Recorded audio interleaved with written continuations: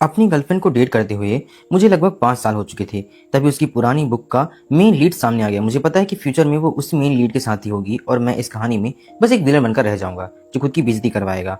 और अपनी इस बुरी किस्मत और दर्दनाक मौत से बचने के लिए मैंने जानबूझकर उसे उस मेन लीड के साथ मिलने का फैसला किया और खुद के लिए एक झूठी मौत का एक्सीडेंट प्लान कर लिया। लेकिन उसे समुद्र में मेरी मौत की खबर मिली तो हमेशा शांत रहने वाली शिन जियाओ घबराई हुई उसने एक के बाद एक 108 रेड लाइट एरिया पार कर दिया, बस इसलिए ताकि वो आखिरी बार मुझे देख सके। अब जाकर पता चला कि उसका वो रूखा बर्ताव तो बस अंदर के डर को छुपाने का एक बहाना था। मैनेजर जियांग, कॉन्ट्रैक्ट साइन हो चुका है जैसा कि तय हुआ था। हम 17 दिन में आपके लिए एक फेक डेट सर्विस तैयार कर देंगे। रिसेप्शन रूम में स्टाफ ने मुझे एक नए तरीके से तैयार किया हुआ था और पेपर कॉन्ट्रैक्ट ला कर दिया हुआ था। मैंने कॉन्ट्रैक्ट हाथ में लिया, बस यूं ही पन्ने पलट कर देखने लगा ताकि एक बार फिर से तसल्ली कर सकूं कि वो नकली डेड बॉडी मुझसे मैच करेगी या फिर नहीं। स्टाफ ने मुझे पूरा भरोसा दिलाते हुए कहा कि आप फिक्र मत कीजिए, बॉडी बिल्कुल आपके साइज के हिसाब से तैयार की गई है, कोई भी इस पर शक नहीं करेगा। उनकी इस गारंटी के बाद मुझे चैन मिला। मैंने अपने बैग से कार्ड निकाला और बिना किसी हिचकिचाहट की पेमेंट कर दी। फिर मैं वहां से मुड़ करके निकल गया। अगली सुबह मैं जब देखा, सबसे पहले जो चीज मैंने देखी हुई थी जिससे मेरा ध्यान खींचा वो थी एक luxury accidental link car. Driver गाड़ी के पास खड़ा मेरा बाहर इंतजार कर रहा था बाहर आने का। जैसे ही उसने मुझे देखा उसने तुरंत इज्जत के साथ गाड़ी का दरवाजा खोला। यंग मास्टर, उसने कहा। मैंने अपना सिर हिलाया और सीधे लग्जरी कार की पिछली वाली सीट पर जाकर बैठ गया। फिर ड्राइवर ने दरवाजा बंद किया और वापस गाड़ी की सीट पर आकर के स्टार्ट कर दी गाड़ी पूरे रास्ते में बहुत ही आराम से चली और आखिरकार जियांग फैमिली की विला के बाहर आकर के रुकी। ये वही जगह थी जिसे मैंने खास तौर पर शिन जियाओ के साथ रहने के लिए बनाया हुआ था और उसके लिए खरीदा था। मुझे वापस आए अभी ज्यादा समय नहीं हुआ था कि तभी विला का दरवाजा खुला। एक बहुत ही खूबसूरत और ग्रेसफुल औरत अंदर आई। नैन नक्श तो बहुत ही प्यारे थे लेकिन उसके चेहरे पर एक अलग ही बेरुखी थी जो लोगों को खुद से दूर रखती थी। उसने धीरे से अपना कोट उतारा और सीधा उस कंफर्टेबल सोफे की तरफ बढ़ी। वो मेरी तरफ झुकने लगी लेकिन मैं इस पर तुरंत रिएक्ट किया और उसे खुद से दूर ढकेल दिया। रुको शिन जियाओ। उसकी आंखें जो चांदी जैसी ठंडी थी वो मुझे लगातार घूरने लगी। ऐसा लग रहा था जैसे उसे समझ ही नहीं आ रहा है कि मैं क्या कहना चाह रहा हूँ। मुझे रोज अपने साथ सुलाना, क्या ये तुम्हारी शर्त नहीं थी? जब तुमने मुझे खरीदा था तब इसकी कोई जरूरत नहीं थी। मैं पिछले कुछ दिनों से काफी थका हुआ हूँ। मैंने अपना सिर झुकाया और झूठ बोल दिया। मेरी बातें साफ नहीं थी लेकिन अच्छी बात यह थी कि उसे इस बात से कोई फर्क नहीं पड़ता। उसने सीधा कहा, ठीक है तो फिर मैं एक काम करने जाती हूँ। शिन जियाओ वाकई पिछले कुछ दिनों से काफी बिजी चल रही थी। हाल ही में वो अपने नए स्टार्टअप प्रोजेक्ट की तैयारी करने लगी थी। क्रूशियल पीरियड में मैंने उसे रोका नहीं, बस सिर हिलाया और उसे जाने दिया। मुझे लगा कि वो पूरी रात बिजी रहेगी लेकिन जाने से कुछ ही देर बाद उसे फोन आया और वो जल्दी से स्टडी रूम से बाहर आ गई। मुझे अभी भी लिविंग रूम में देख करके उसके कदम अचानक से रुक गए। उसने कहा, चूंकि आज रात ये नहीं चाहते हैं तो मैं बाहर जा रही हूँ, मुझे कुछ काम निपटाना है। उसके चेहरे पर एक अजीब से भाव थे जिसमें शायद कभी भी जल्दबाजी दिखती हो। मुझे थोड़ा अजीब लगा। मुझे मेरा जवाब मिल गया था कि आखिर मुझे क्या बोलना है, क्या काम जरूरी है। उसने कहा, हाँ, फेंग लुआओ के अलावा और कुछ नहीं है। लेकिन मैंने कुछ नहीं कहा, बस सिर हिला दिया और परमिशन मिलते ही शिन जियाओ रुकी नहीं। वो तेजी से मेरे पास गुजरते हुए पहुंची। जब वो जाने के लिए दरवाजे के पास पहुंची तो मैंने तुरंत आवाज दी अचानक से। और मैं अचानक से आवाज देता हूँ कि शिन जियाओ रुक जाओ। वैसे अब तुम्हें ये सब करने की जरूरत नहीं है। मेरी आवाज सुन करके शिन जियाओ खुद ब खुद रुक गई। वो माथे पर शिकन लिए वहां खड़ी होकर के मेरी बात पूरी करने का इंतजार करने लगी लेकिन मेरी आवाज उसकी थोड़ी बेताब नजरों से मिलने के बाद अचानक शांत हो गई। मैंने बस इतना कहा, जाओ। आखिर में मैंने बाकी बात कही ही नहीं क्योंकि उसकी नजरों को देख करके मैं कुछ बोल ही नहीं पाया। सिर्फ उससे पहले जाने के लिए कहा। जब तक कि उसकी परछाई अंधेरे में पूरी तरीके से गायब नहीं हो गई मैंने फिर से खुद से बात की, असल में तुम्हें ये फिर कभी करने की जरूरत पड़ेगी ही नहीं क्योंकि मैं जल्द ही जा रहा हूँ। एक अमीर यंग मास्टर के रूप में जिसके पास पैसे, लुक्स और अच्छी फिजिक है। मैंने कई अजीब चीजों की लेकिन उन सब चीजों में से सबसे अजीब था मेरी वो शराफत जो मैंने तुम्हारे साथ की हुई थी। कुछ साल पहले मैंने पैसे से एक गर्लफ्रेंड खरीदी थी। जिंग यूनिवर्सिटी में एक बहुत मजाक सा फेमस था कि अनगिनत लड़के उस लड़की की तरफ खींचे चले आते थे जैसे पतंगे आग की तरफ आते हैं। हर रोज हमारे स्कूल और दूसरे स्कूल के लड़कों की लाइन लगती थी लेकिन सिर्फ उसका नेचर बहुत अलग और शांत था। वो सबको एक जैसा ट्रीट करती थी, सबको रिजेक्ट कर देती थी। वो सिर्फ अपनी क्लासेस और पार्ट टाइम जॉब्स में बिजी रहती थी। मुझे शिन जियाओ से पहली नजर में ही प्यार हो गया था। मैं बस इस खूबसूरत लड़की को पाना चाहता था और उसे अपना बनाना चाहता था। फिर जब मुझे पता चला कि उसके पेरेंट्स की डेथ हो चुकी है और वो बचपन से ही अपनी दादी के साथ बड़ी हुई है तो मैंने इस मौके का फायदा उठाने के बारे में सोचा और मैंने सोचा कि शायद मैं अपनी इस बात को आगे बढ़ा सकूं। उसके पेरेंट्स की डेथ होने के बाद से उसकी दादी पिछले कुछ दिनों से बिस्तर पर सालों से बीमार पड़ी है और वो पार्ट टाइम जॉब सिर्फ अपनी दादी के मेडिकल खर्चे के लिए करती है। मैंने शिन जियाओ को ढूंढा और उसके सामने एक डील रखी है।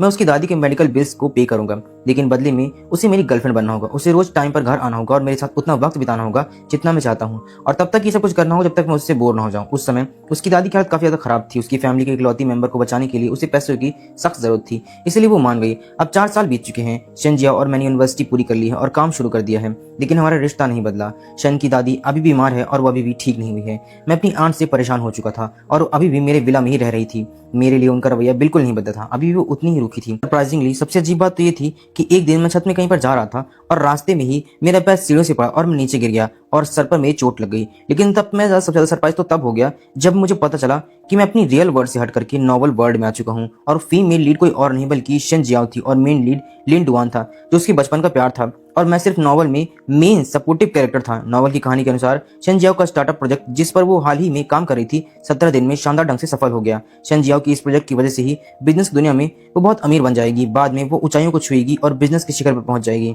और सफल होने के बाद वो जो पहला काम करेगी वो सबसे बड़ी रकम देना और मुझसे ब्रेकअप करना होगा।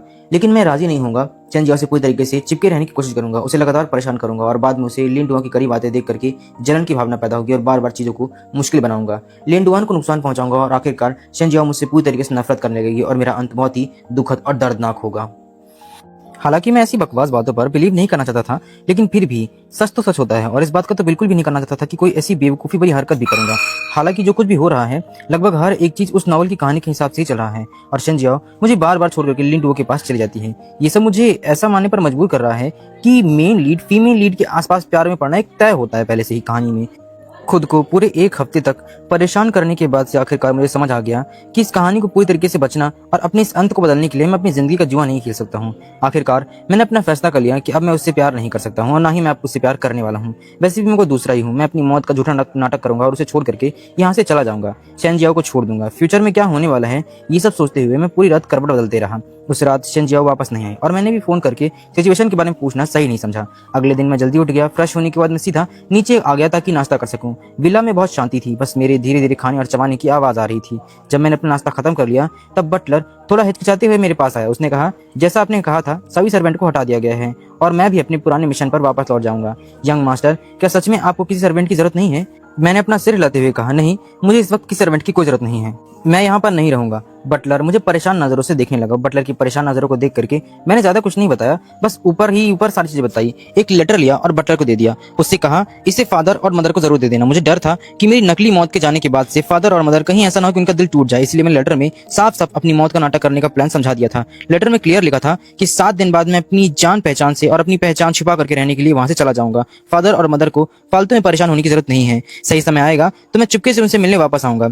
ऐसा नहीं है कि मैं अपने पेरेंट्स के साथ ले जाने के बारे में नहीं सोच रहा हूँ, पर मैं एक बात सोचता हूँ कि आखिरकार उनकी उम्र हो रही है, उनकी पूरी जिंदगी यहीं पर बीती है, तो मैं बेमतलब में उन्हें परेशान नहीं करना चाहता हूँ। और आखिरकार ये अवेकनिंग का मामला तो बहुत अजीब है, इसे कुछ शब्दों में समझा पाना तो बहुत ही ज्यादा मुश्किल है, इसलिए बेमतलब में उन्हें परेशान करने का मुझे बिल्कुल भी समझ में नहीं आता है। मुझे डर है कि शन जियाओ को शक ना हो जाए कहीं, इसीलिए सब कुछ अच्छे से होने के बाद मैं आखिर में अपने पेरेंट्स को यही रहने देने का फैसला किया। मैं अकेले जाऊंगा। इस तरह का इशारा और सारा इंतजाम करने के बाद मैंने शन जियाओ से जुड़े सारे मामलों को देखना शुरू कर दिया और सभी नौकरों को हटाने के बाद से मैं ग्रैंड शन से मिलने के लिए गया। वहां पर मैं कुछ फल लेकर गया था। इन सालों में जब भी मुझे टाइम मिलता था मैं दादी शन के साथ देने के लिए चला जाता था। हर मुलाकात पर मैं इस बुजुर्ग महिला के लिए कुछ न कुछ चीजें खरीद कर जरूर लेके जाता था। इससे उन्हें खुशी मिलती थी। उनसे बात करके उनका साथ देना, यहाँ तक कि मैंने उन्हें स्मार्टफोन यूज करना भी सिखाया था ताकि बिना घर छोड़े अपने फोन से सारी की सारी दुनिया देख सके। तो शन जियाओ के रूखेपन के मुकाबले दादी शन सच में बहुत ज्यादा पसंद करती थी मुझे।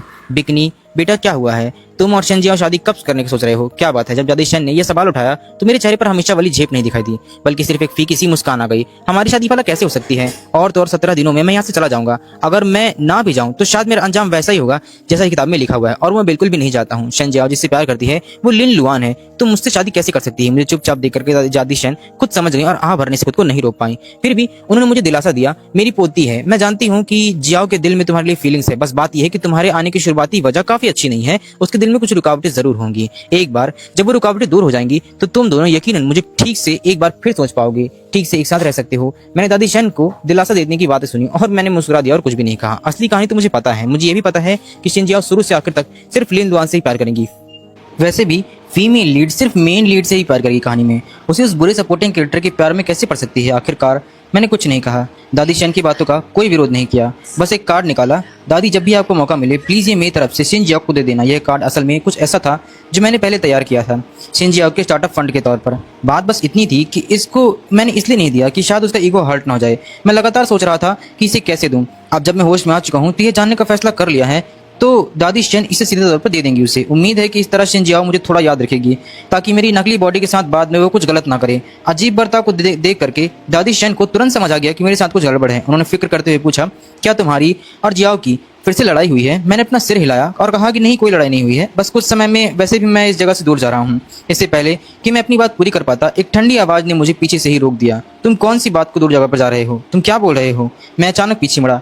ठीक उसी समय देखा कि मेरे पीछे एक गुस्से वाले चेहरे के साथ सिन जियाओ मुझे देख रही थी और उसके बगल में लिन लुआन खड़ा था। मैंने अपनी नजरें हटा ली और जैसे कुछ हुआ ही ना हो ऐसे एक्ट करने लगा। बात को टालने का बहाना ढूंढते हुए मैंने कहा कि कुछ समय में मैं ट्रैवलिंग पर जा रहा हूँ। शिनजियाओ के हिसाब से मेरी दो पसंदीदा चीजें हैं, पहली उसके साथ सोना और दूसरी दुनिया पर घूमना। यह जवाब सुनकर उसके चेहरे का एक्सप्रेशन बिल्कुल नहीं बदला और उसने इस बात को आगे नहीं बढ़ाया।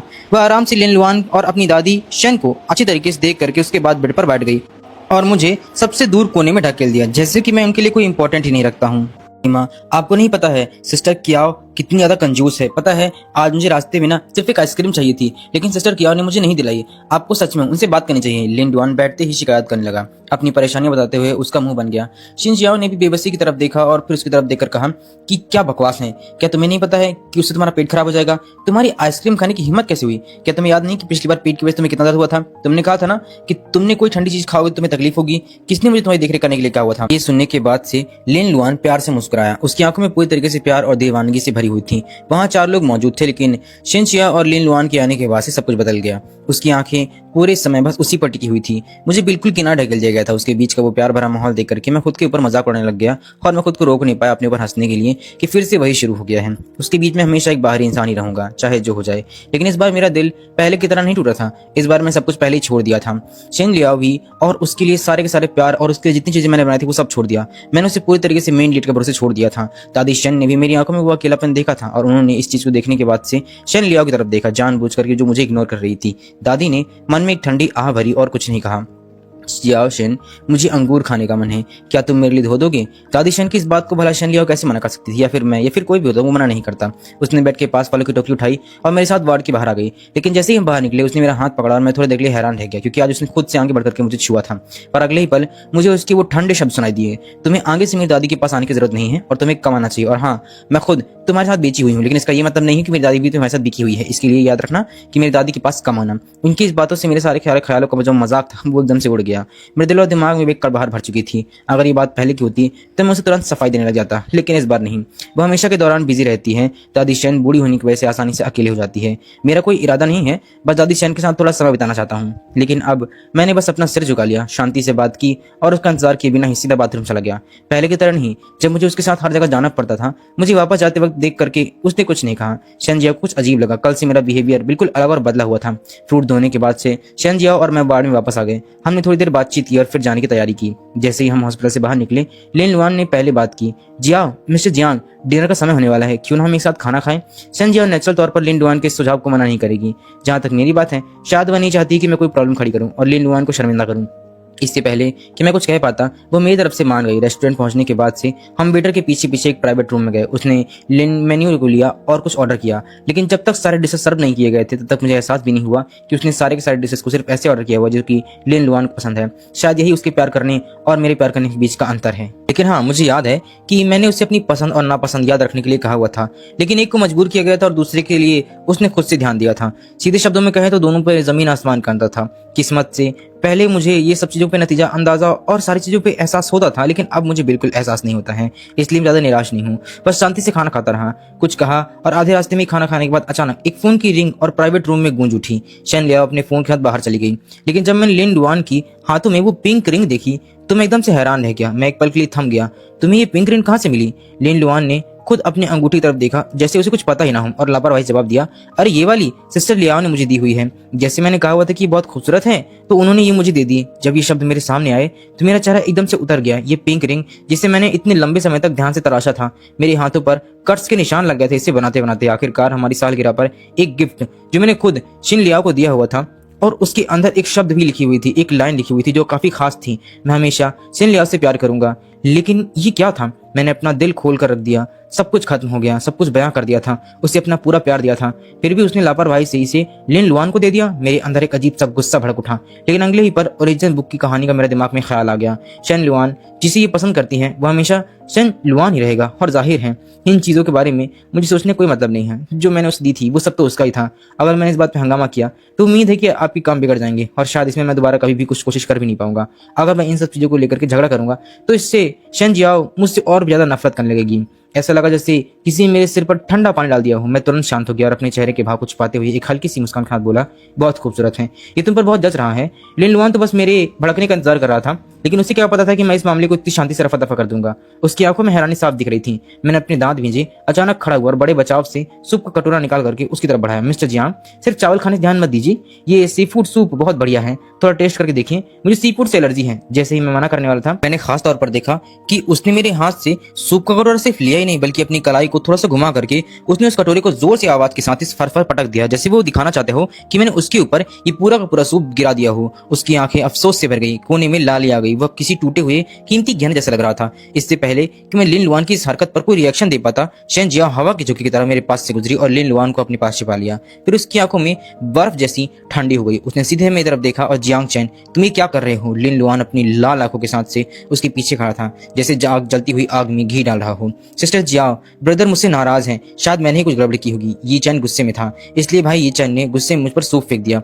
मुझे बस थोड़ी सी डांट पड़ी है, ये कुछ भी नहीं है, उन्हें दोष मत दो। मैंने उन्हें सच को तोड़ मड़ोड़ कर नहीं सुना, बल्कि मेरी आंखें एकदम चौड़ी हो गई। मुझे समझ नहीं आ रहा था कि ये नाटक क्यों कर रहा है। मैं साफ साफ समझना चाहता था, लेकिन उसने अनसुना कर दिया। मैं उसे बताना चाहता था कि मैंने कुछ नहीं किया है। मुझे एक ठंडी नजर दी, बस एक ही बात कही, जियांग चैन, तुम सच में नासमझ हो। फिर बिना किसी दूसरे शब्द के उसने लिन लुआन को खींचा और सीधे चली गई। उसके चेहरे पर इस तरह के रिएक्शन देख करके मैं समझ गया कि कोई फायदा नहीं है इसके इस तरह के ठंडेपन से, और जाने ना जाने कितनी चीजें थी जो मैं बताना चाहता था। लेकिन लिन लुआन की उस उकसाने वाली नजर को देखते हुए मैं अपनी जगह पर शून्य रह गया। मेरा दिल पूरी तरीके से बैठ गया, जिसकी मैंने उम्मीद भी नहीं की थी। वह आने वाले दिनों में और भी ज्यादा था। लिन लुआन को ऐसा लगा कि यह तरकीब अच्छी काम कर गई। वह मुझे फंसाने का आदी हो गया, या तो वह कहना कि मैंने उसकी नौकरी छुड़वा दी, या कि मैंने बस उसे किसी तरीके से इंडस्ट्री में ब्लैकलिस्ट करवा दिया। यहाँ तक कि उसने यह भी कहा कि मैंने उसके दरवाजे पर पेंट फेंकने के लिए लोगों पर काम रखा हुआ था, जिस पर जानबूझ करके मैं उसकी जिंदगी बर्बाद करना चाहता था। शेन जियाओ ने बार बार कहा, आखिरकार वह इसे सहन नहीं कर सकी। घर आने के बाद उसने मुझे पकड़ा,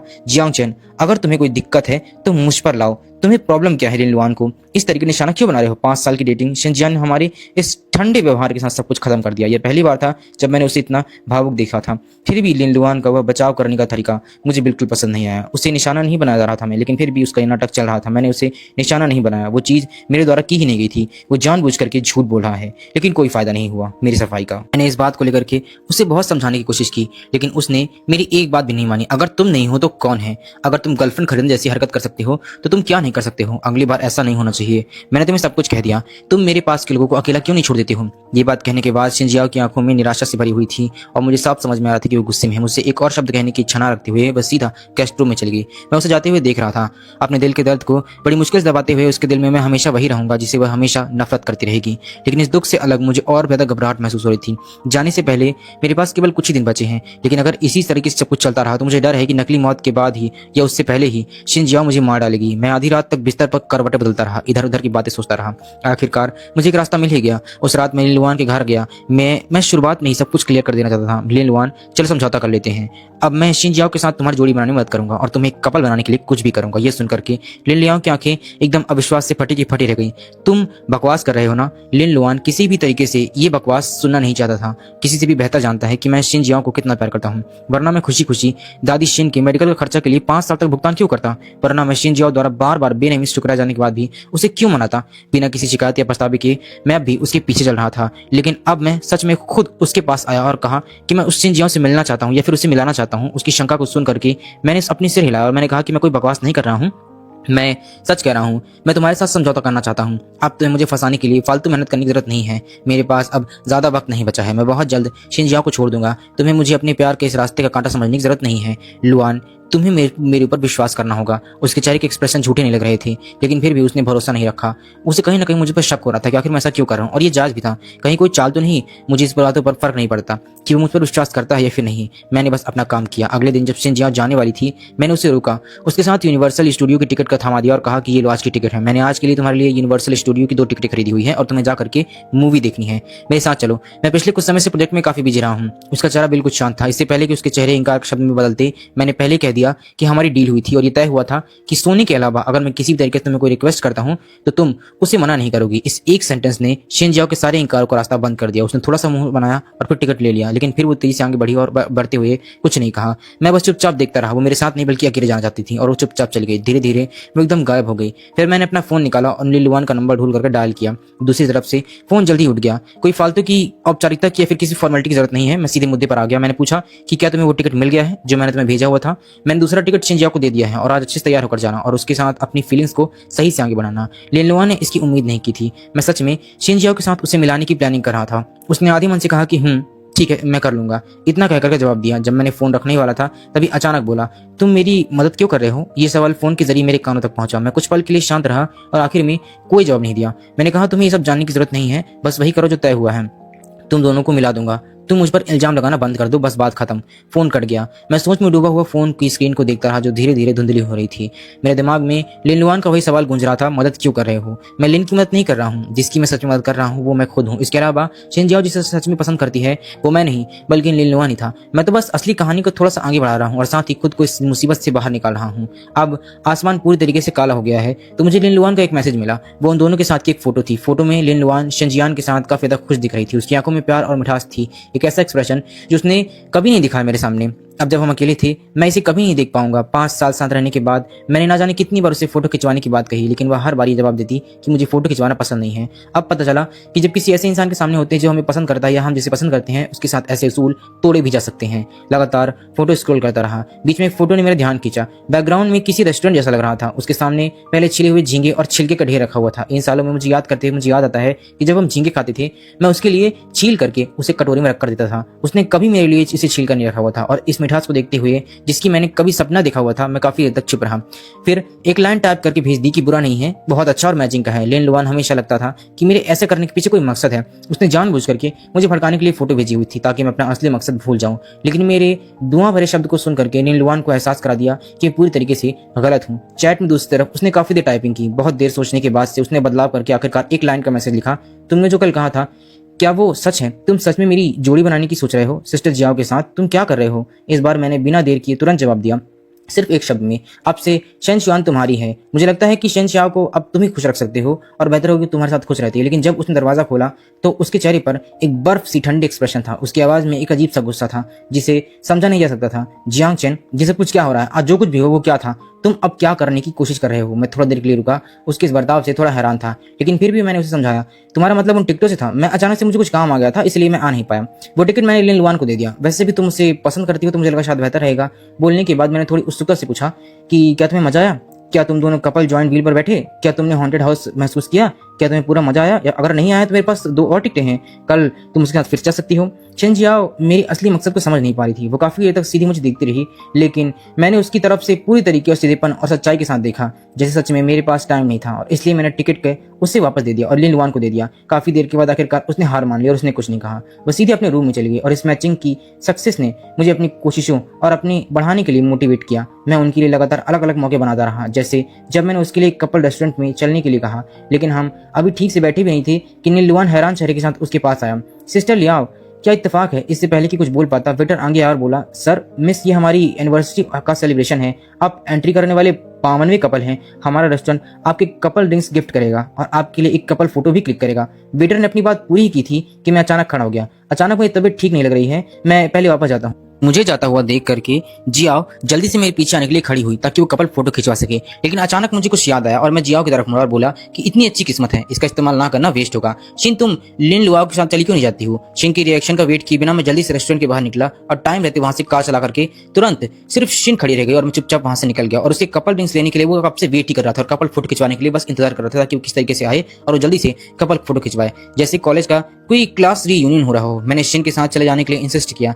सिर्फ ये ये जानने के लिए कि लिन लुआन भी वहाँ था जब ये खत्म हुआ, मैंने बिना किसी बहस के कार की चाबी उसकी तरफ फेंक दी और सीधे सड़क की तरफ चला गया ताकि मैं एक टैक्सी ले सकूं और उन दोनों को और आगे बढ़ा सकूं बातों को। काम करो, मैं जा रहा हूं और तुम जल्दी से उसे घर छोड़ दो, मैं टैक्सी से वापस चला जाऊंगा। और हाँ, तुम्हें जल्दी वापस आने की जरूरत नहीं है, उसने बहुत ज्यादा पी ली है, उसके घर पर ही रुक जाना और उसका ध्यान रखना। ऐसा कहने के बाद मैं सीधे रोड साइड पर एक कैब बुक करने के लिए चला गया। ऐसा कई बार होने के बाद संजिया को आखिरकार कुछ अजीब लगा। हाल ही में उसकी मुलाकात लिन लुआन से अलग अलग मौके पर अलग अलग समय पर बार बार हो रही थी और हर बार उसे अकेले छोड़ जाता था मैं।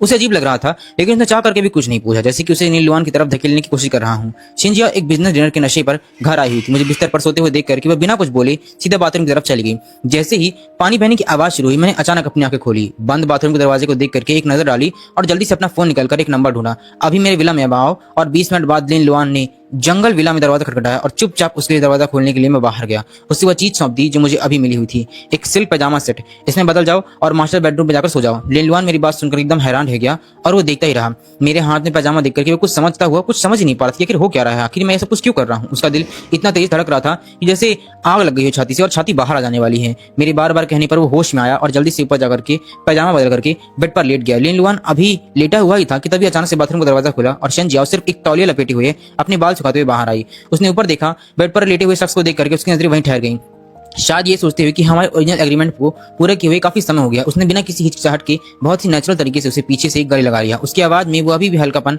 और अल्कोहल की भरी आवाज आ रही थी। उससे साफ नजर आ रहा था कि वो कौन है। उसने कहा, मेरा पीरियड खत्म हो गया है। लिन लुआन को भी कुछ इस चीज से समझ नहीं आया कि इस सेंटेंस का मतलब क्या है। तभी उसने महसूस किया कि पीछे से कोई उसे झुका हुआ है और उसकी तरफ से उसकी गर्दन पर गर्माहट महसूस हो रही है। अचानक उसकी कमर पर एक सॉफ्ट सा नाजुक हाथ आया। बॉडी के बढ़ते तापमान से उसे अंदर से झंझोर कर रख दिया। उसकी सांसें तेज होने लगी। पीछे से एक हल्की सी आवाज आई। उसके कोने और गर्दन पर किस करने का सिलसिला शुरू हो गया। लिन लुआन इस तरीके की चीजों को कैसे संभाल पाता, चाह करके भी वो अपनी आवाज को रोक नहीं पाया। उसने उस आवाज को सुन करके शिंजियाओ को अचानक रुक गई कि ये आवाज तो एक मिनट, तुम कौन हो? वो दूर हट गई। उसकी आवाज पूरी तरीके से अविश्वास से भरा हुआ था। वापस फर्स्ट फ्लोर पर लिविंग रूम में शिंजियाओ सोफे पर बैठ गई। लिन लुआन उसके बगल में बैठा हुआ था। क्योंकि वो लिन लुआन था, उसे इस बात का बिल्कुल भी अंदाजा ही नहीं हुआ था। उसका चेहरा एकदम शर्मिंदगी से लाल हो गया। उसका चेहरा शाही की तरह लाल पड़ गया था। उसकी नजरें सीधा मियाओ बाई पर टिकी हुई थी। आखिरकार चल क्या रहा है? मुझे उम्मीद नहीं थी कि वो इतना जल्दी पता लगा लेगी। कुछ हद तक दोषी महसूस करने के बाद से खुद को रोक नहीं पाया, लेकिन फिर भी बहाना ढूंढ लिया। मामले को रफा दफा करने की कोशिश करते हुए मैंने कहा कि लुआन घर में पावर कट हो गया था, इसीलिए मैंने रात को उसे अपने बेडरूम में रुकने के लिए बोल दिया था।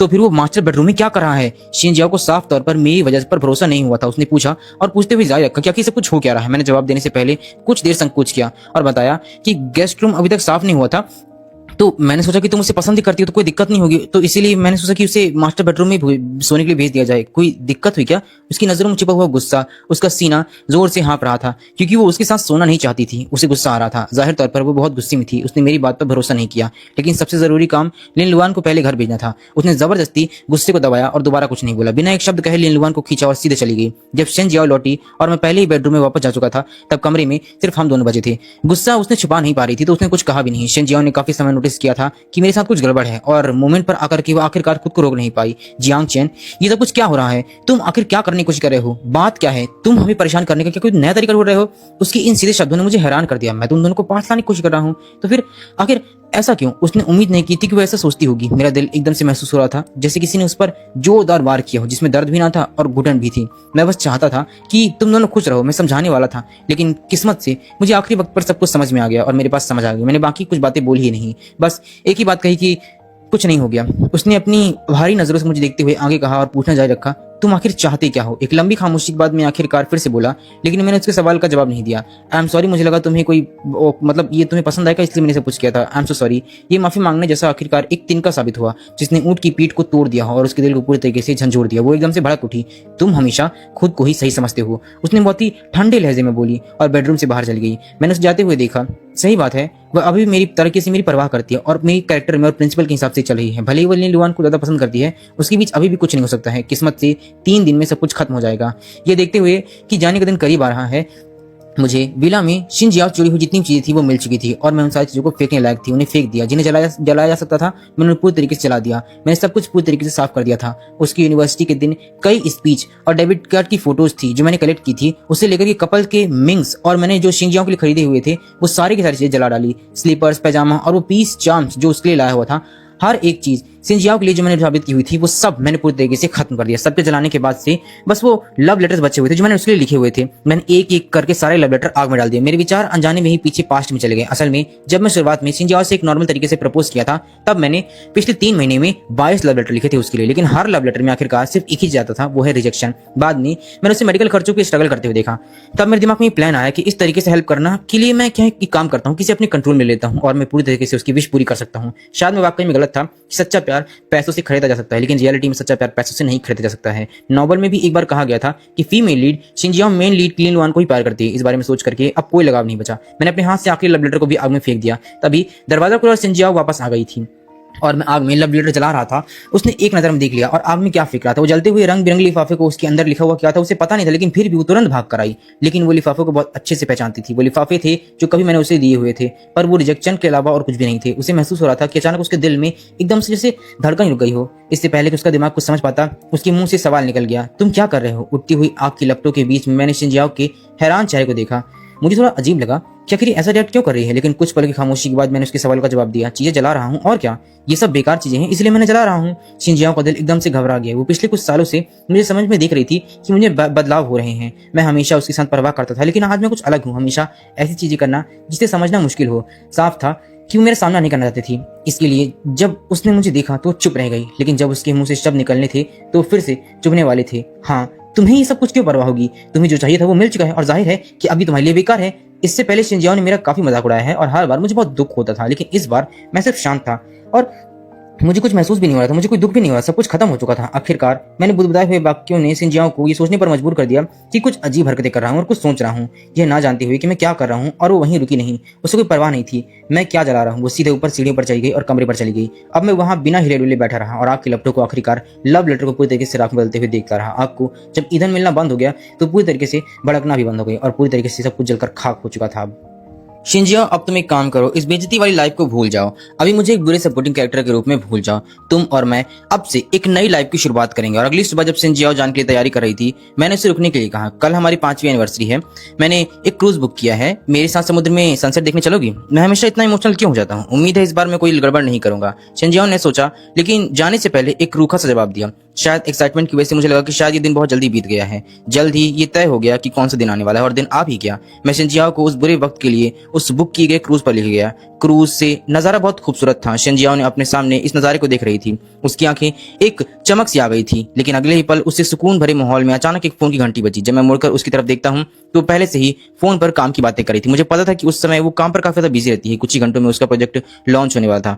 लॉन्च के बाद उसे बहुत बड़ी सक्सेस मिलने वाली थी। ये उसकी लाइफ का टर्निंग पॉइंट था और मेरी लाइफ का भी टर्निंग पॉइंट था, क्योंकि इसके बाद सब कुछ खत्म हो जाने वाला था। शिंजियाओ, अगर तुम्हारे पास पैसे होते तो तुम क्या करती? जब मैंने पूछा तो शिंजियाओ ने पहले ही फोन रख दिया था। मेरे इस जवाब को सुनते ही उसने कहा कि ज्यादा कुछ नहीं, मैं वही करूंगी जो मैं करना चाहती हूँ।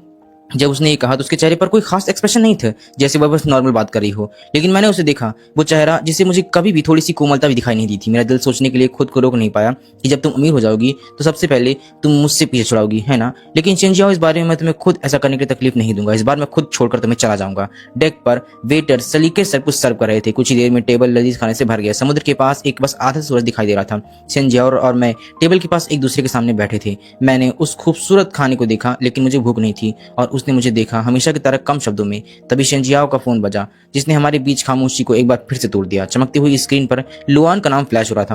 वो थोड़ा सा हिचकिचाई, लेकिन उसके बाद भी उसने कॉल को रिसीव कर लिया। वो किसी और का नहीं बल्कि लुआन का कॉल था। फोन जैसे ही कनेक्ट हुआ, लुआन रोती आवाज में आया और जो साफ तौर पर बोले कि हम दोनों के कान तक पहुंच रही थी वो आवाज, शिंजियाओ, मेरा कार का एक्सीडेंट हो गया है, तुम क्या प्लीज हॉस्पिटल आ सकती हुई? शब्द सुनते ही शिंजियाओ तुरंत अपने माथे पर बल डाली और वो मेरी तरफ देखने के लिए मुड़ी। मैंने अपना चाकू और कांटा नीचे रखा और तुमसे पूछा कि क्या तुम जाना चाहती हो? उसने बिना किसी हिचकिचाहट के कहा कि एनिवर्सरी तो कभी भी सेलिब्रेट की जा सकती है, इस वक्त लुआन को मेरी जरूरत है। मैं कुछ नहीं बोला, बस शांति से उसकी तरफ देखता रहा। मुझे इस तरफ देखते हुए उसका दिल अजीब तरीके से जोर से धड़कने लगा। बचपन से ही वो बहुत शांत रहने वाली थी। ये पहली बार था जब वो अपने आपे से अपने आप को कंट्रोल खो रही थी, इसलिए अपनी बात को संभालते हुए आगे कहा, एनिवर्सरी की कसर में मैं अगली बार पूरी कर दूंगी। इतना कहकर उसने अपना फोन लिया और खड़ी हो गई। मैंने उसे क्रूज से जल्दी जाते हुए देखा और उसके इस फैसले को रोका नहीं। काफी देर के बाद आखिरकार मैंने धीरे से बोला, शिंजियाओ, अब अगली बार कभी नहीं होगा। मैं सब कुछ जैसे खत्म हो जाने वाला था। स्टाफ का एक क्रूज मेंबर सामने आया और सीधे मेरे पास आकर के बोला, मिस्टर जियांग। वह आवाज सुनकर के मैं पीछे नहीं मुड़ा और पीछे मुड़ा तो देखा कि वहां मेरा स्टाफ आया हुआ था। अभी भी दूर तक देखते हुए मैंने पूछा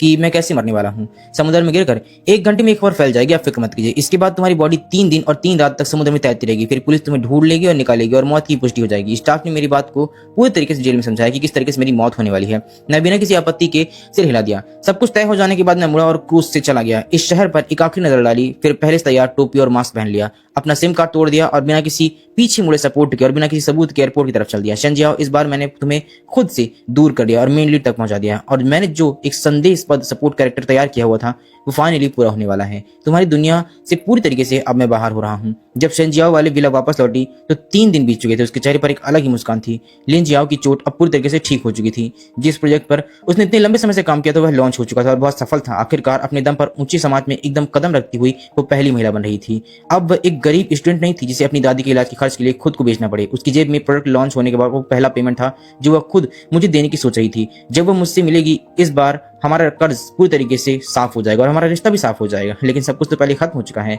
उस दिन के बाद वो मेरे सामने हमेशा सिर उठाकर खड़ी रह सकती है। लेकिन जब शेन चियान होती है तो वो विला बिल्कुल खाली और शांत था। आयु, जो अक्सर उसके पास आने वाले के लिए एक लिविंग रूम में इंतजार कर रहा था, वो बटलर भी वहां दिखाई नहीं दे रहा था। इस बार कहीं भी दिखाई नहीं दे रहा था कोई भी। उसके दिल में एक अजीब सी फीलिंग आई। न जाने क्यों उसका दिल बिल्कुल खाली खाली महसूस होने लगा। हाल ही में मेरे इस अजीब से बर्ताव को याद करते हुए उसने फिर से थोड़ी बेचैनी होने लगी। क्या कोई और चाल थी जो मैं उसे परेशान करने के लिए सोच रही थी? ये सब कुछ क्या चल रहा है? यहाँ कोई है क्यों नहीं? उसे पक्का पता नहीं था, इसलिए उसने मैसेज भेजने के लिए अपना फोन निकाला। लेकिन तभी होम पेज पर एक ब्रेकिंग न्यूज सामने आई। हाल ही में शहर का सबसे अमीर लड़का जियांग परिवार का इकलौता बेटा लापता हो गया है। समुद्र में एक तैरती हुई लाश मिली है। पुलिस ने कंफर्म किया है कि वो लाश यंग मास्टर जियांग की थी। मौत वैसे अभी भी साफ नहीं था, बस एक छोटा सा सेंटेंस था, लेकिन इससे शेन चियान के अंदर पूरी तरीके से हिलाकर रख दिया था। उसे अपनी आंखों पर यकीन नहीं हो रहा था, लेकिन उसका हाथ अपने आप न्यूज पर क्लिक कर गया। जो फोटो क्लिक हुई थी वो बहुत साफ नहीं थी, लेकिन फिर भी उसमें नजर आ रहा था कि लाश को पहचान लिया गया था। उसने अपनी आंखों को बड़ी कर लिया। वो इस बात को सबूत ढूंढना चाहती थी कि वो लाश मेरी ही थी, लेकिन वो जितना देखती उतना ही हैरान हो जाती। उस लाश का हुलिया, कपड़े बिल्कुल वैसे ही थे जो उस वक्त मैंने पहने हुए थे। वो जिंदा है या मर गया है उसे खुद देखना था। अगर उसने उस बॉडी को नहीं देखा तो उसे यकीन भी नहीं हो रहा था। शेन जियांग की आंखों में आंसू थे। वो इस बात पर यकीन नहीं कर पा रही थी कि आखिर इस तरीके से वो कैसे मर सकता है। वो कुछ वक्त पहले तो उसे छोड़कर आई थी। शेन जियांग दरवाजे की तरफ खड़खड़ाते हुए बढ़ी। एंट्रेंस पर सब कुछ एक कदम दूरी पर था, पर उसके पैर इतने कमजोर हो गए थे कि वो एक बार गिरते गिरते बची। वो खुद गाड़ी चला करके पुलिस स्टेशन जाना चाहती थी, लेकिन कार स्टार्ट करते समय उसके हाथ इतनी बुरी तरीके से कांप रहे थे कि वो चाबी तक नहीं पकड़ पा रही थी। कोई और रास्ता ना होने की वजह से वो बेबस आगे बढ़ते हुए स्टेशन जाने के लिए उसने एक टैक्सी ले ली। कार जल्दी पुलिस स्टेशन के एंट्रेंस पर पहुंच गई। शेन जियांग को अचानक थोड़ा सा डर लगने लगा। उसे पता नहीं था कि अगर वो लाश सच में माइन की हुई तो क्या होगा, अगर उसकी लाश सचमुच में उसी की हुई तो क्या होगा। मिस, हम पहुंच चुके हैं, क्या आप नीचे उतरना नहीं चाहती हैं? ड्राइवर ने पूछा। ड्राइवर ने इंतजार किया और रिव्यू को साफ देखा कि आखिर हो क्या रहा है, लेकिन उसके बदलते चेहरे के हाव भाव देख रहा था कि वो बार बार कुछ और सोच रही है। मंजिल को ध्यान रखते हुए उसने सोचा कि शायद लड़की को ने कोई जुर्म किया है और वो यहाँ सिलेंडर करने आई है। मन ही मन वो भरने लगा कि इतनी अच्छी जवान लड़की और इसका ये हाल कैसे हो गया है। शेन जियांग उसके चेहरे के विचार के बारे में कुछ नहीं पता था। ड्राइवर की बात सुनकर के वो अचानक होश में आई। उसने दरवाजा खोला और बाहर निकली और सीधा जाकर के पुलिस स्टेशन में अपने मकसद को बताने के लिए गई। एक पुलिस ऑफिसर उसे एक खास जगह पर ले जाया गया जहां लाश रखी हुई थी। वहां पहुंचकर उसे पता चला कि वो अकेली नहीं थी जो सबसे पहले आई थी। मदर जियांग की आंखें रोने की वजह से लाल और सूजी हो चुकी थी। साफ दिख रहा था कि वो रो रही थी। फादर जेंग भी काफी शांत नहीं थे, वो भी रो रहे थे। उनकी आंखों में भी थोड़ी लाल आ चुकी थी आंखें, और इतना रो चुके थे कि वो रोते रोते बैठ चुके थे। किसी को भी आते देख करके जैसे ही उन्हें ऊपर दिखाई दिया, शेन जियांग को एकदम से दिल भर गया। उसे समझ नहीं आ रहा था कि सब कुछ क्या हो रहा है। उन्होंने अपने बेटे का लेटर पढ़ा। उन्हें पता था कि उनके बेटे ने सिर्फ अपनी मौत का नाटक किया है और वो यहाँ से चला गया है, लेकिन फिर भी वो अपने दिल में कहीं ना कहीं शेन जियांग को ही कसूरवार मान रहे थे।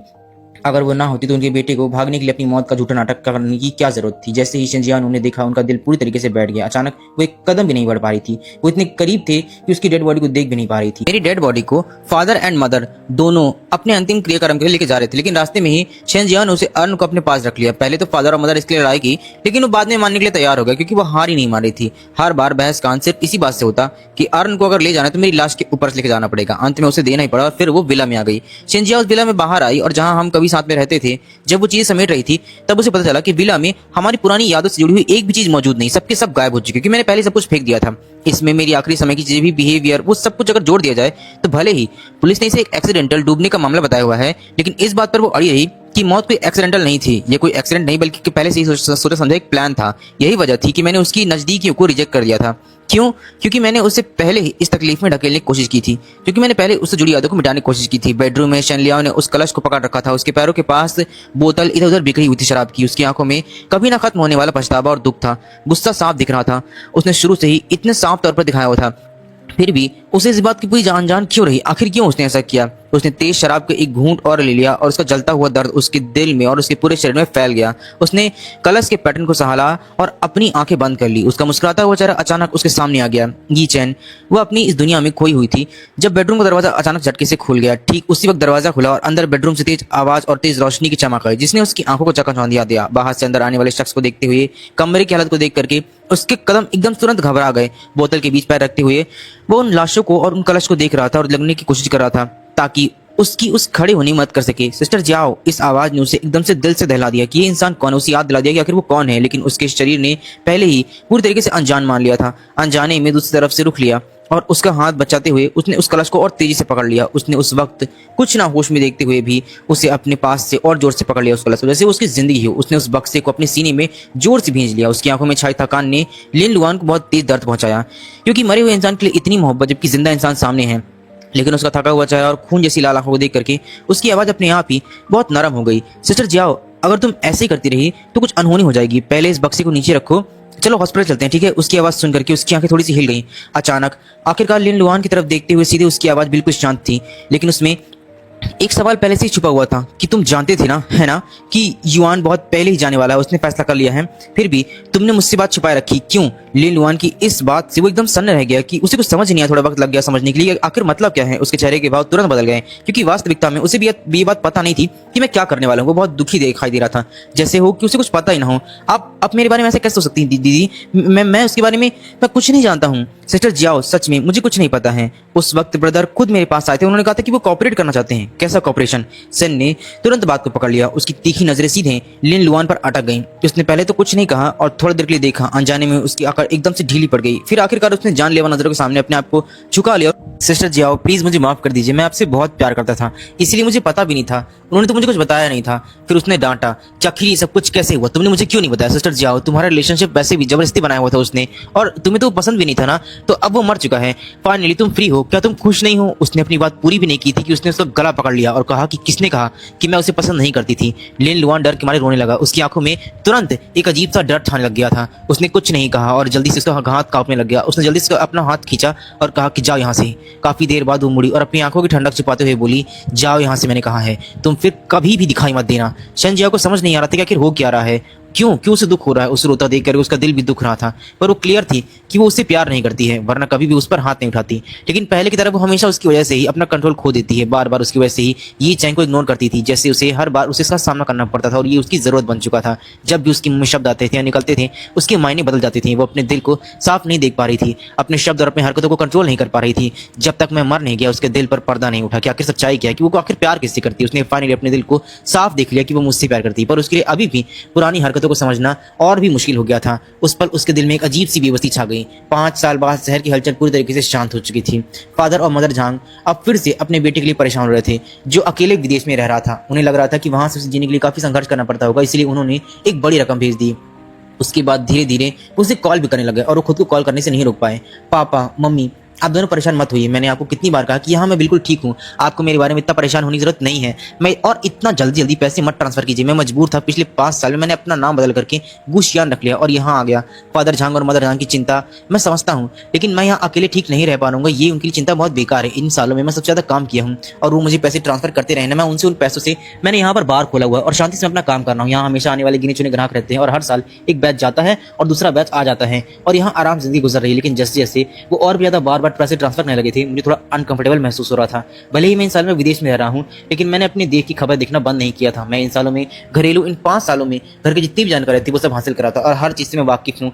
कितने दिन बाद सब कुछ बदल गया है। ग्रैंड माँ गुजर गई ठीक उसी दिन जिस दिन शेन शाओ को मैंने सब कुछ धोखा देकर के अपनी जान का नाटक किया हुआ था और वो एक बिजनेस एलीट बन गई थी। मुझे इस बात का गहरा अफसोस है कि मैं उस बुजुर्ग महिला को आखिरी बार देख भी नहीं पाया। लेकिन ग्रैंड मा शेन के आखिरी पलों को देखने की तुलना में मैं अपनी जिंदगी को थोड़ा और कद्र से जीना पसंद करूंगा। शेन जियाओ वाकई में बहुत कमाल की है, बिल्कुल वैसे जैसा ओरिजिनल किताब में लिखा गया और बताया गया है। सब कुछ अच्छा चल रहा था। अपने दिल में मैं थोड़ा परेशान था। मुझे पता था कि घर से कॉन्टैक्ट बहुत ज्यादा बढ़ गया है और इसी वजह से कहीं ऐसा ना हो कि उसे पता चल जाए। उसकी इंटेलिजेंस के साथ बहुत जल्दी बातचीत हो जाना आसान हो जाता है और कहीं ऐसा ना हो कि उसे सच पता चल जाए, इस बात का डर भी मुझे खाया जा रहा था। मुझे ये बात बहुत अच्छे से पता है कि उसकी इंटेलिजेंस एजेंसी अभी या बाद में कहीं ना कहीं इस बारे में पता कर ही लेगी कि मैं मरा नहीं हूं बल्कि मैं जिंदा हूं। लेकिन मुझे उम्मीद नहीं थी कि वो इतना जल्दी पता कर लेगी और मुझे इस तरीके से अनप्रिपेयर्ड पा करके वो मुझे पकड़ लेगी। मैंने खुद को शांत दिखाने की बहुत कोशिश की। मैंने एक तरफा लटके हुए ट्रांसपेरेंट पार्टीशन को इस तरफ इशारा करते हुए कहा कि आज ये क्लोज्ड है और ये क्लोज का साइन है, और बोलने से पहले जानबूझ करके अपनी आवाज को धीमा करते हुए कहा कि आज छुट्टी है, आज नहीं खुलेगा।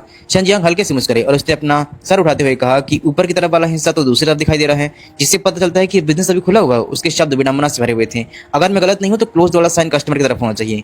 मेरी नजर हाथ के सामने पीछे गई जहां पर साइन में अभी भी वहां पर टंगा हुआ था, और अभी मुझे एहसास हुआ कि मैं पलटना भूल गया हूं। मेरे चेहरे पर तुरंत शर्मिंदगी के भाव आ गए। फिर मैंने हाथ पकड़ कर तुरंत उस साइन को लिया और क्लोज वाला हिस्सा बाहर कर दिया और बाहर की तरफ टांगते हुए बोला कि अब बंद है। आज आपको अगर कहीं पर ड्रिंक करना है तो बेहतर होगा कि आप प्लीज यहाँ से बाहर जाइए और कहीं और पर ड्रिंक कीजिए। लेकिन फिर भी उस औरत ने साफ मना कर दिया कि वो यहाँ से नहीं जाएगी और उसे यहीं पर ड्रिंक करना होगा। दरअसल वो कोई और नहीं थी बल्कि शिन जियाओ थी। हालांकि मैं पहले समझ नहीं पाया, लेकिन बाद मुझे समझ में आ गया था।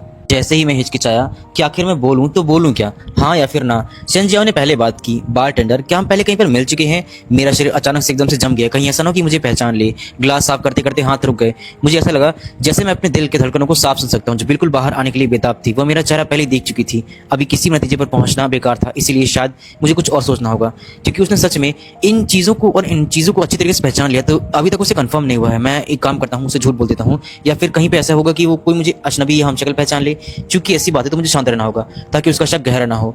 ये सोचते हुए मैं काफी हद तक चुप रहा। फिर बिना ऊपर देखे हुए हंसते हुए बोला, मिस आपको किसी ने बताया नहीं है कि ये अभी फिलहाल बंद है? अगर आपको पिकअप ये लाइन में पुरानी है तो मेरे ख्याल से आपको यहाँ पे दूसरी बारटेंडर में चले जाना चाहिए। नहीं, मैं किसी और से अप्रोच नहीं किया हूँ। फिलहाल मैं यही रहना चाहती हूँ। शिन जियाओ के जवाब में कोई हिचकिचाहट नहीं थी, जैसे वह तुरंत कुछ साबित करने की कोशिश कर रही हो। मेरा ध्यान सिर्फ इस बात पर था कि उसे यहाँ जल्दी से कैसे भेजा जाए, लेकिन मैंने उसकी बातों का मतलब नहीं समझा। बस उसे भेजने की कोशिश करता रहा, बेबस होकर के वह सिर्फ पीछे हट सकी। फिर बोली, बारटेंडर क्या आप कल खुले रहेंगे? यह देख करके कि वह और ज्यादा दबाव नहीं डाल रही थी, मैंने शांति से राहत ली और सांस ली कि चलो अच्छा है कि कम से कम ये जा रही है। और एक पल के लिए मैं हिचकिचा नहीं रहा था। मुझे डर था कि कहीं बहुत ज्यादा छिपाने से वो अलर्ट ना हो जाए, लेकिन अगर कुछ नहीं छिपा रही है तो कोई बात नहीं है। तो इतने दिन मिलते जुलते चेहरे के साथ वो मुझे ढूंढ ही लेगी। कहीं ना कहीं मुझे कुछ और सोचना होगा। एंड यहाँ पर सच काफी अजीब और शक पैदा करने वाला होगा। इस बारे में बहुत ज्यादा सोचने के बाद मैंने एक बीच का रास्ता निकाला। जवाब दिया कि ये सब मेरे मूड पर डिपेंड करता है। शायद मैं खुद से खोलूं और शायद मैं इसे ना खोलूं। साफ तौर पर ये बहुत ज्यादा पोलाइट तरीके से मना करने के शब्द थे, लेकिन शिन जियाओ के कानों को किस तरीके से हिंट लग रहे थे। वह खुद से ही दोबारा बोली कि बारटेंडर आपका मतलब है कि अगर कल बहुत सारे कस्टमर होंगे तो आप इसे जरूर खोलेंगे? ये सुनने के बाद मैं काफी देर के लिए रुक गया, लेकिन फिर कंट्रोल नहीं कर पाया। मैंने ऊपर देखा और फिर एक नजर डाली किस तरीके से कि आखिर मैं देख सकूं ये कौन है। फिर जल्दी से अपना सर नीचे कर लिया और मुझे कंफर्म हो गया कि ये वही है। मिस, अगर आप कोई ड्रिंक करना चाहती हैं तो आप पास में कहीं पर शांत बार और पब्स हैं, आप दूसरी जगह पर जा सकती हैं। वहां पर आपको शायद इससे अच्छा मिल जाए। यहाँ इंतजार करने का कोई मतलब नहीं है। इन 5 साल में आखिर ऐसा क्या हुआ है कि शिन जियाओ इतनी चिपकू और इतना ज्यादा अजीब सी हो गई है? मैंने अपने अंदर की आवाज को दबाया और उनसे पूछने की हिम्मत नहीं कर पाया, लेकिन अभी अभी वो बस वहीं पर खड़ी हुई थी। मेरे जवाब का इंतजार कर रही थी। जब तक कि मैंने मजबूरी में हाँ मिस्र नहीं लाया तब तक वह मुस्कान के साथ वहां पर चली गई। मुझे सच में बहुत अजीब लग रहा था। मुझे समझ नहीं आ रहा था कि आखिर हो क्या रहा, और अचानक से ऐसा ड्रामा उसने क्यों किया। वहां जाते हुए देख करके मैंने फिर से अपना फोन निकाला और अपने माता पिता को फोन किया और उन्हें जल्दी जवाब देने हुए बोला कि आखिर सब कुछ हो क्या रहा है, आखिर आपने क्या किया है? पिकन क्या बात होगी, क्या कोई परेशानी है? शिन जियाओ ने मुझे ढूंढ लिया है। मम्मी पापा, इन सालों में आखिर हुआ क्या है? क्या मुझे ऐसा क्यों लग रहा है कि वो इतनी बदल गई है? इस सिचुएशन का सामना करते हुए सच में मुझे सिर दर्द हो रहा है। मैंने आपको बोला हुआ था कि इतने फंड ट्रांसफर मत कीजिए, वरना उसकी एजेंसी, उसकी इन्वेस्टिगेशन एजेंसी मुझे पहचान लेगी। फाइनली वो ढूंढ चुकी है मुझे। मदर और फादर थोड़ी देर के लिए ये सुनने के बाद से एकदम चुप रह गए, क्योंकि उन्हें समझ नहीं आ रहा था कि वो क्या बोले। हिचकिचाते हुए बोले और बात शुरू की और पूछने लगे कि मैं अचानक अपनी मौत का नाटक करने का फैसला क्यों किया। 5 साल बाद मेरे पेरेंट्स फिर से वही बात पूछ रहे थे। मैंने इसके बारे में सोचा और उनसे कुछ भी नहीं छिपाया। मैंने अवेकनिंग के बारे में जितना कुछ जानता था, हर एक चीज मैंने उन्हें बता दी थी। वो हर बार बस वही सवाल पूछ रहे थे, लेकिन फिर भी वो उन्हें कोई सपना जैसा लग रहा था। शुरुआत में फादर और मदर हमारे रिश्ते के बारे में पूरी तरीके से खिलाफ थे। इसलिए नहीं कि शिन जियाओ गरीब थी, बल्कि इसलिए क्योंकि उन्हें लगता था कि वो मेरे लायक नहीं है। बस इसलिए क्योंकि शिन जियाओ मुझे प्यार नहीं करती थी। मेरे इस रिश्ते के जबरदस्ती का होना उन्हें बिल्कुल पसंद नहीं था। आखिरकार उन्हें सिर्फ दुख ही लेकर आता। लेकिन फिर भी मैंने उनके बड़े लाड प्यार से पाले हुए बेटे की वजह से मजबूरी में और जिद में वो मान गए। तो मेरा इस तरीके का अंजाम आखिर कैसे देख सकते थे, और आखिर कैसे इस तरीके से अपने बेटे को तड़पता हुआ छोड़ सकते थे। लेकिन तब मैं बहुत जिद्दी था। एक बार जब मैंने शिन जियाओ को अपना मान लिया तो पीछे हटने वाला नहीं था, जब तक कि किसी बड़ी मुश्किल से मैं टकरा ना जाऊं और जब तक मैं वापस नहीं मुड़ता। सच में बिल्कुल वैसा ही हुआ। मैं मुश्किल से टकराया और फाइनली मुझे वापस होना पड़ गया, और मुझे एहसास हुआ कि मेरे पेरेंट्स सही कह रहे थे। उनका रवैया बदल चुका था। इन सालों में हमने देखा हुआ था कि क्या हो रहा है सब कुछ, और कदम कदम पर वहां पहुंचते हुए जहां वो आज है, हम महसूस कर सकते थे कि वो मुझे पसंद नहीं करती है। अगर ये सिर्फ एक सपना था तो तुम वापस क्यों नहीं आ जाते हो? और हमने ये बात भी नोटिस की कि शायद अब वो तुम्हें पसंद करने लग गई है। एक बार फिर सोचो, मदर जब जांग की बात अभी पूरी भी नहीं हुई थी कि फादर ने तुरंत आवाज आई और कहा कि यू चैन, ईचन, तुम्हें शायद मालूम नहीं लेकिन उसने तुम्हें ढूंढने के लिए कितनी कोशिश की है और पिछले 5 सालों में तो बहुत कुछ बदल भी चुका है। तुम एक बार फिर सोचो, 5 साल वापस हो चुके हैं तो तुम एक काम करो, वापस आ जाओ और मुश्किल वक्त में हम तुम्हें इस तरीके से छोड़ नहीं सकते हैं। मैं अभी सीधे तौर पर राजी नहीं हुआ था, लेकिन अवेकनिंग की बात सुनने के बाद बहुत अजीब लगती है। फादर और मदन इस बात पर भरोसा नहीं कर रहे थे कि मैं वहाँ ठीक हूँ। मेरी उम्मीद के मुताबिक ही सब कुछ चल रहा था, इसलिए मुझे बिल्कुल भी आने का मन नहीं कर रहा था। मुझसे प्यार करने की बात है और मुझ पर इस तरीके से भरोसा करने की बात है, तो मुझे बिल्कुल विश्वास नहीं है कि शायद हम कभी दोबारा साथ में हो भी सकते हैं। इतने सालों में अगर मैंने उसकी तरफ से थोड़ा सा भी प्यार महसूस किया होता, शायद एक छोटा सा अंश भी, तो शायद मैंने अपनी मौत का झूठा नाटक नहीं किया होता और ना ही मुझे ये सब कुछ करना पड़ता। बल्कि हमने तो तय किया गया था कि मेन लीड के साथ नहीं रहेगी, बल्कि उसने मेरी अस्थियों को अपने पास रखने का फैसला कर लिया। कहते हैं कि वो मुझसे प्यार करती है, लेकिन कौन जानता है कि वो सिर्फ मेरी झूठी मौत की वजह से है, जो रास्ते शायद तक भटक चुकी है पूरी तरीके से और एक दिन फिर से अपने सही रास्ते पर लौट आएगी। उस रात मैं करवटें बदलता रहा और सो नहीं पाया। जब सुबह हुई तो आखिरकार मुझे धीरे धीरे नींद आ गई। जब मैं जागा तो दोपहर हो चुकी थी। पता नहीं क्यों ये नींद वाकई बहुत अच्छी थी, इतनी अच्छी कि मेरी यादें बिल्कुल ताजा लग रही थी। एक सपने से जागना जैसा लग रहा था, थोड़ा सा धुंधला, जिससे मुझे समझ भी नहीं आ रहा था कि ये कौन सा साल है। मैं काफी देर तक बिस्तर पर सुध-बुध खोकर बैठा रहा। इससे पहले कि मेरी याद आखिरकार अपनी जगह पर वापस आ पाती, मुझे याद आया कि मुझे अभी भी अपने बार को खोलने के लिए जाना है और शिंजियाओ वाकई में बाहर की तरफ इंतजार कर रही थी। लेकिन वो दरवाजे पर अकेली नहीं थी, कुछ रेगुलर कस्टमर भी बाहर इंतजार कर रहे थे। तर्क के हिसाब से मैंने उन्हें कुछ दिन पहले बता दिया था कि शायद मैं इसे ना खोलूं, इसलिए उन्हें भी नहीं आना चाहिए था। अगर वो आते भी हैं तो सिर्फ गिने चुने लोग ही हैं, लेकिन अब मुझे खोलना ही पड़ेगा।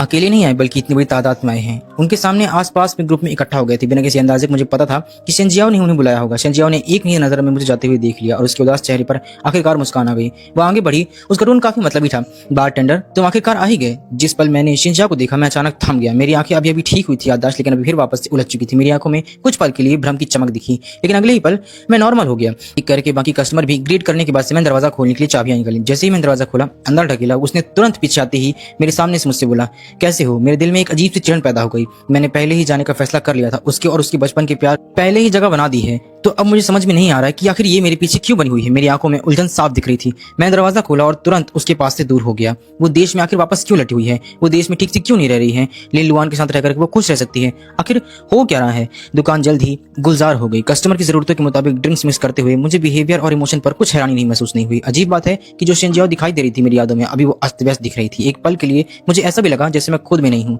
किस्मत से वो फीलिंग ज्यादा देर तक नहीं रही, लेकिन आखिरकार शिंजियाओ बार में आकर बैठ गई। की तरह ही मार्गरेटा ऑर्डर किया और मैंने उससे कहा कि क्या सच में आप ये पीना चाहती हैं?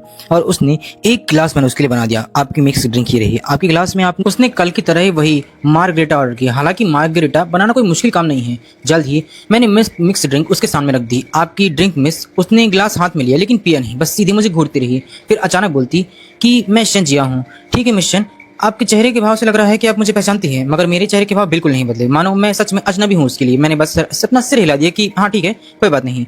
इस रिएक्शन की वजह से उसका सब्र धीरे धीरे खत्म होने लगा। इससे पहले कि शिंजियाओ कंट्री सी आती, उसने मेरे बारे में पहली जांच पड़ताल कर चुकी थी। उसने 1 महीने पहले जियांग परिवार में कुछ गड़बड़ नोटिस की थी। सिवाय पहली बार लाश देखने की उन्हें कभी और दुख हुआ ही नहीं। उन्होंने कभी भी नहीं देखा कि कुछ अजीब है। उनका एक बच्चा जो कि उनका पहला बच्चा था, खोने के बाद भी उन्हें कोई दर्द महसूस नहीं हो रहा था। पहले उसने सोचा कि उन्हें शायद अपना दुख कहीं गहरे समुद्र में दबा लिया होगा, लेकिन फिर उन्हें पता चला कि पिछले 5 सालों में जियांग फैमिली के फंड हमेशा विदेश में ट्रांसफर हो रहे हैं। और जांच करने के बाद उसे पता चला कि जियांग परिवार शायद कोई बहुत बड़ा और गहरा राज छुपा रहा है। जियांग यीचन और गुआओशन, उनके चेहरे बिल्कुल एक जैसे हैं और कद काठी भी, जिस पर वो पैसे भेज रहे हैं। यहाँ तक कि उसकी उम्र और उसका गायब होना भी, जहां पर एक गायब हुआ और दूसरा अचानक सामने आ गया। सिर्फ यही समानताएं नहीं होती हैं, बल्कि ये कोई इत्तेफाक भी हो सकता है। लेकिन ये इतने सारे इत्तेफाक एक साथ होना, कुछ न कुछ उसे गड़बड़ जरूर महसूस हो रही थी और वहीं पर उसे शक होने लग गया। उसने अपनी आवाज में पूरे कॉन्फिडेंस के साथ कहा, यीचन तुम कब तक छिपने का सोच रहे हो? मैंने उसे देखा, उसकी आंखों में कंफ्यूजन साफ दिख रहा था। मैंने कहा, मिस चेन, क्या आप मुझे कोई और समझ रही हैं? मेरा नाम गू शियान है और आप वैसे ही मुझे ब्रूस भी बुला सकती हैं। मैंने अपना मन बदल लिया है, चाहे कुछ भी हो जाए, मुझे जियांग यीचन की बात से साफ मुकर जाना है। आखिरकार मेरा बिगाड़ ही क्या ले गया? आखिरकार मेरी पहचान असली है, जिसे 5 साल पहले कैंसिल कर दिया गया है। अब इस दुनिया में सिर्फ मेरा वजूद है। शिंजियाओ ने मुझसे इस तरीके से रिएक्शन की उम्मीद नहीं की थी। वो तुरंत गुस्से में हंस पड़ी और बोली, जियांग यीचन एक अनाथ लड़का जिसके माता पिता नहीं थे, वो पिछले 5 साल से अपने रिश्तेदारों को ढूंढने के लिए कंट्री सी आया हुआ था। लेकिन इन 5 सालों में हालांकि तुम्हारे एक बुजुर्ग यानी किसी एल्डर से एक कॉन्ट्रैक्ट है और कंट्री सी से नहीं हूँ और मैं वहां पर कभी गई भी नहीं हूँ। इसका मतलब है कि तुम्हारे उस सो कॉल्ड रिश्तेदार को आज तक किसी ने देखा भी नहीं है। इन 5 सालों में तुम किसी सीक्रेटली अमीर फैमिली जो कि जंग फैमिली के क्लोज से कनेक्ट रहे और हर 6 महीने में वो तुम्हारे अकाउंट में एक बड़ी रकम ट्रांसफर करते हैं, वो भी मिस्टर गू के नाम से।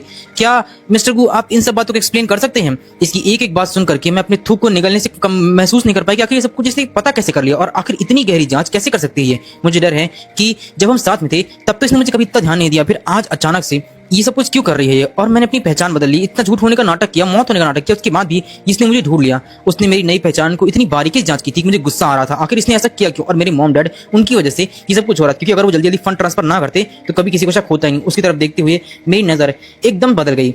मिस, आपकी मुझसे कोई दुश्मनी नहीं है, हम ना तो परिवार हैं ना दोस्त हैं। आपको जांच करने का मेरे बारे में कोई हक नहीं है। मैं कंट्री सी क्यों आया हूँ, किसके कॉन्टैक्ट से आया हूँ, इन सब बातों का आपसे कोई भी लेना देना नहीं है। और वैसे भी आप यहाँ मुझसे पहले भी बार मिलने आई हुई हैं, और यहाँ पर कंट्री में आप यहाँ पर सिर्फ मेरी बारे में आई हुई, तो मुझे नहीं लगता है कि आपको मुझसे इतना पूछना चाहिए। शंजिया मेरी बात सुन करके एकदम अवाक रह गई। कुछ पल के लिए उसके पास कोई शब्द नहीं थे। थोड़ा रुकने के बाद से उसने एक वजह सोची और फिर मुझसे बोला कि हाँ, लेकिन मैं बस ऐसे ही पूछ रही हूँ। मुझे एक बार जियांग फैमिली की दया मिली थी। तुम्हारी हरकतें बहुत ज्यादा संदेहास्पद है और मुझे बहुत ज्यादा शक होने लगा है। और तुम जियांग परिवार की इतनी बड़ी रकम ली हुई है, तुम्हें मुझसे कोई शिकायत तो नहीं है, लेकिन मुझे तुम्हारी नीयत पर शक पूरा है कि मुझे कुछ ना कुछ गड़बड़ लगती है। उसे लगा कि मैं मान जाऊंगा, लेकिन मैंने बस इस शक के साथ उसकी तरफ देखा और भले उसकी बातों को फिर से सुना, लेकिन फिर भी मैंने नजरअंदाज कर दिया। भले ही मेरी नीयत गलत हो, पर जियांग परिवार का मामला उनका अपना है। मुझे नहीं लगता है कि आपको इस बारे में सोचने की जरूरत है। आप मुझे किस हैसियत सवाल कर रही हैं, जियांग परिवार के एक दोस्त के रूप में या उनके बेटे की प्रेमिका के रूप में? प्रेमी शब्द सुनने के बाद से शंजियाओ के दिल में एकदम से बहुत से ठेस पहुंची हो। उसने कुछ नहीं कहा, जिससे उसकी आंखें अचानक से लाल हो गई। वो चाह करके भी गुस्सा नहीं कर पाई थी। उसके पतले होंठ कस गए। आखिरकार मेरी तरफ एक गहरी नजर डालते हुए वो बिना कुछ बोले ही मुड़ी और चली गई। उसका पूरा वजूद एक अजनबी सा, एक अजीब से दबाव में महसूस कर रहा था। किसी तरीके से उसकी पीछे हटती हुई आकृति से मुझे अकेलापन महसूस और अनकंफर्टेबल सा लगने लग गया। बामुशक्कत मुझे लगने लग गया जैसे कि मेरी जान बची। मैंने अपना मुंह खोला और ये जाते हुए कि मेरे शब्द बहुत कठोर थे, लेकिन आखिरकार मैंने उसे रुकने के लिए नहीं बोला। आखिरकार एक साथ हमारे 5 साल के दौरान क्या ये वही नहीं थी जो मुझे छोड़कर जाना चाहती थी? और फाइनली मैंने उसे छोड़ दिया, तो फिर अब उसे वापस में आने की जरूरत नहीं है मेरे पास। शिनजियांग हमेशा यही सोचती थी कि मैंने उसे पैसे दिए हैं और वो सिर्फ मेरे लिए एक बिकाऊ सामान है और वो मेरे लिए बिकी हुई है। ऐसे शब्द अनगिनत बात उसने कहे हुए थे, और अब ये दयनीय घटना करना आखिर क्यों, मुझे समझ में नहीं आ रहा है। मेरी सहानुभूति हासिल करने के लिए, लेकिन मैं जानता हूँ कि इसका कोई मतलब नहीं है। और मैं ये भी जानता हूँ कि ये सब एक बेफालतू की चीजें हैं। जब से शिनजियांग ने मुझे ढूंढा है, वो बिल्कुल भी हार नहीं मानेगी। आज की नाकामी की वजह से ऐसा लगता है कि अगर मुझे शांति चाहिए तो मुझे कहीं और जाना होगा। कितनी अफसोस की बात है कि इस बार 5 साल तक मेरा इस बार ने साथ दिया है, और अब शिनजियांग के आने के बाद से सब कुछ फिर से बिखर गया। मैं उठा और दरवाजे की तरफ बढ़ा, इस उम्मीद में कि शायद शिनजियांग अभी भी हार नहीं मानेगी और बाहर इंतजार कर रही होगी। मेरा घर जाने का कोई इरादा नहीं था, बल्कि बाहर का दरवाजा बंद कर दिया और धीरे से ऊपर चल गया। ऊपर भी एक बिस्तर था और मैं जाकर के वहां लेट गया। मुझे अभी भी समझ नहीं आया कि शिनजियांग ये सब कुछ किस लिए कर रही है। सिर्फ मुझसे बदला लेने के लिए, क्योंकि मैंने उसे पैसे खरीदा हुआ था, लेकिन क्या मैंने बाद में इसकी भरपाई नहीं की थी? और वो खुद भी तो इस बात के लिए पहले राजी हुई थी। एक ऐसा अरेंजमेंट जो हम दोनों के लिए फायदेमंद था। भले ही वो मुझसे नफरत करती है, लेकिन जब मैं अपनी मौत का नाटक किया तब तो ये मामला सब कुछ खत्म हो जाना चाहिए था। वो इतनी जिद से मेरे पीछे क्यों पड़ी है, मैं ये समझ नहीं पाया। इसलिए इस बारे में मैंने सोचना बंद कर दिया और इस तरीके की मुझे गहरी नींद आ गई। बाहर शिनजियांग वाकई में वैसी ही थी जैसे मैंने सोचा हुआ था। वह गई नहीं थी, कार की स्टार्ट नहीं हुई थी और ड्राइवर की सीट पर बैठ करके वो मेरा इंतजार कर रही थी और स्टीयरिंग व्हील को देख रही थी। उसका दिल बिल्कुल टूटा हुआ था। मेरे दिल से उसका प्यार हमेशा के लिए वैसे का वैसा ही रहेगा जैसा इस वक्त है। मैं किसी भी कीमत पर इसे वापस से नहीं अपनाने वाला हूँ, लेकिन फिलहाल मुझे इस बारे में सोचने की जरूरत नहीं है। मैं चुपचाप सो जाता हूँ। चीजें इस तरीके से कंटिन्यू चलती रहीं और मैंने उस पर ध्यान भी नहीं दिया। वो कई बार मेरे पास आई और गई, लेकिन मैंने एक बार भी उसके सवाल का कोई जवाब नहीं दिया। और अंत में हार करके मैंने उससे कह दिया कि बस एक काम कीजिए, अब आप यहाँ दोबारा मत आइए, क्योंकि मेरा आपसे कोई भी रिलेशन नहीं हो, ना ही मैं आपके बारे में कुछ जानता हूँ। और यहीं पर हमारी कहानी खत्म हो चुकी थी, क्योंकि अब दोबारा मैं उसे किसी भी कीमत पर अपनाने वाला नहीं हूँ। वो पूरी तरीके से टूट कर अब खत्म हो चुकी थी।